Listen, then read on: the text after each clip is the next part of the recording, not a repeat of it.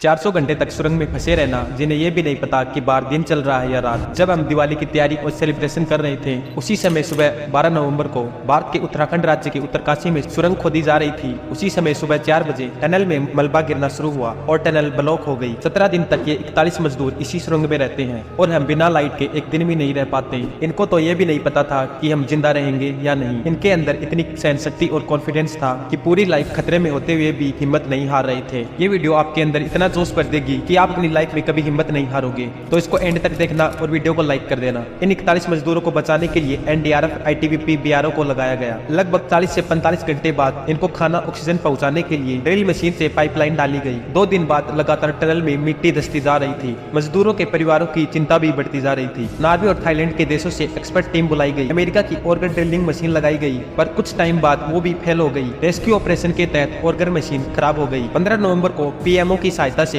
दिल्ली से एयरफोर्स का हरक्यूलिस विमान हेवी ऑर्गन मशीन लेकर चिलियासी सोड हेलीपैड पहुंचा, पर ये मशीन तो विमान से बाहर भी नहीं निकली और उसी में फंसकर रह गई। हर कदम पर बार बार निराशा मिल रही थी। इतनी तैयारी की फिर भी हार का सामना करना पड़ता है। कई बार हम मेहनत बहुत करते हैं, फिर भी हमें रिजल्ट नहीं मिल पाता। 5 दिन बाद 1 से 2 मजदूरों की हालत भी खराब होने लगी। विश्व की बड़ी बड़ी मशीनें और टनल एक्सपर्ट को बुलाया गया, पर उनसे काम आसान की बजाय मुश्किल होता जा रहा था। बीआरओ ने इंटरनेट स्पीड के जैसे वर्टिकल ड्रिलिंग के साथ पहाड़ के ऊपर तक सड़क बनाई। 21 नवंबर 2023 को एंडोस्कोपी के जरिए कैमरा भेजा गया और टनल में फंसे मजदूरों की तस्वीर सामने आई, जिसे देख उम्मीद जागी और खाना पहुंचाया गया। 22 नवंबर को सभी को इंतजार था कि कुछ ही देर में मजदूर बाहर आने वाले हैं। फिर एक खबर आती है कि ड्रिल मशीन के सामने एक लोहा आ गया। इन मजदूरों की लाइफ में एक के बाद एक बड़े खतरे आ रहे थे, फिर भी वे हिम्मत बढ़ा रहे थे। और हम थोड़ा सा भी कठिन काम करते हैं तो हार मान लेते हैं, थक जाते हैं। इन मजदूरों की तो लाइफ ही मौत से सामना कर रही थी। लास्ट में रेड माइनर्स को बुलाया गया, जो अवैध रूप से चट्टानों को खोदते हैं। उनकी टीम भेजी गई और उन्होंने जल्दी से जल्दी कार्य शुरू किया।